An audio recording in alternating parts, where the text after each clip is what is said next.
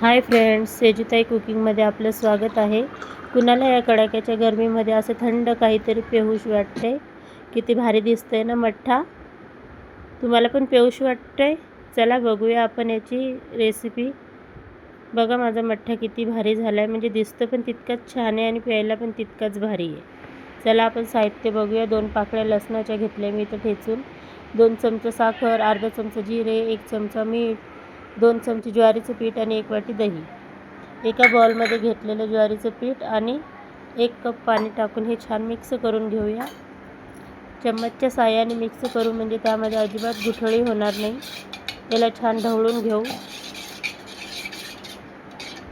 हे छान मिक्स झालं. आता आपण याला गॅसवर ठेवूया.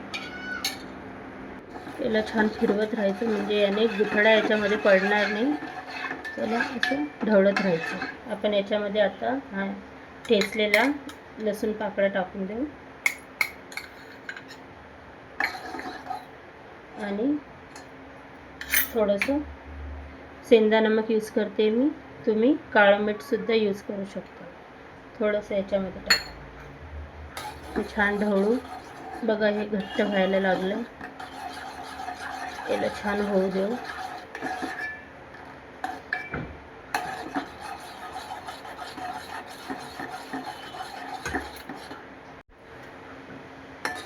आपलं हे ज्वारीचं हे पीठ तयार झालं सारण. आता आपण गॅस बंद करू आणि हे थंड व्हायला आपण 10 मिनटं फ्रीजमध्ये ठेवू. तयार होते त्यावर आपण इथं याच्यामध्ये जिरं भाजून घेऊया. 1 चमचा मी जिरं घेतलं. याला छान भाजून घेऊ.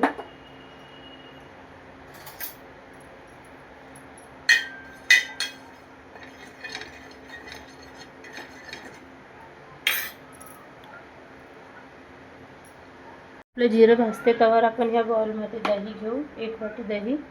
याच्या आपण गुठळा मळून घेऊ. दही छान फेटून घ्यायचं, म्हणजे त्याने पूर्ण एकसारखे दही झालं पाहिजे, गुठळी नाही दिसली पाहिजे त्याच्यामध्ये.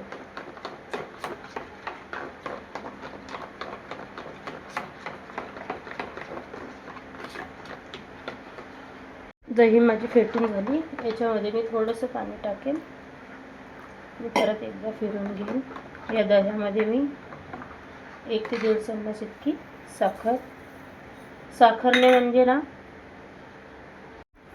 साखरने म्हणजे आंबट आणि थोडीशी गोड चव. त्याची चव खूप छान लागते. तुम्ही नक्की एकदा ट्राय करून बघा.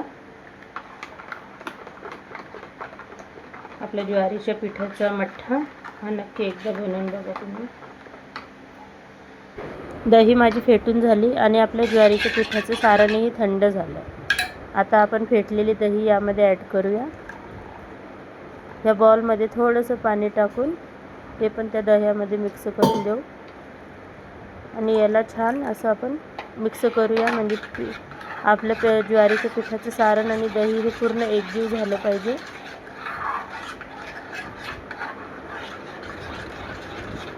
त्याच्यामध्ये थोडीशी साखर आणि मिठाचा चव ते इतका भारी आला होता, म्हणजे जास्त गोडही नाही आणि जास्त आंबटही नाही. थोडंसं हलकंसं गोडसरपणा त्यामध्ये. आणि आता आपण याच्यामध्ये जिरं टाकू. भाजलेलं मी कुटून घेतलं. भाजलेल्या जिऱ्याची चव ते इतकी भन्नाट लागते ना याच्यामध्ये. आणि मी 1/2 चमचा याच्यामध्ये मीठ टाकलं आहे. याला छान मिक्स करून घेऊ आणि वरतून गार्निशिंगसाठी आपण थोडंसं हिरवा कोथिंबीर टाकू. तुम्ही नक्की एकदा ही रेसिपी ट्राय करा आणि माझ्या चॅनलला लाईक आणि सबस्क्राईब करायला विसरू नका. बघा किती भारी झाला आहे आपल्या ज्वारीच्या पिठाचा मठ्ठा. तुम्ही नक्की एकदा ट्राय करून बघा. प्यायला ते खूप जबरदस्त लागतो आणि शरीरासाठी तो खूप थंड आहे. ह्या गरमीमध्ये खूप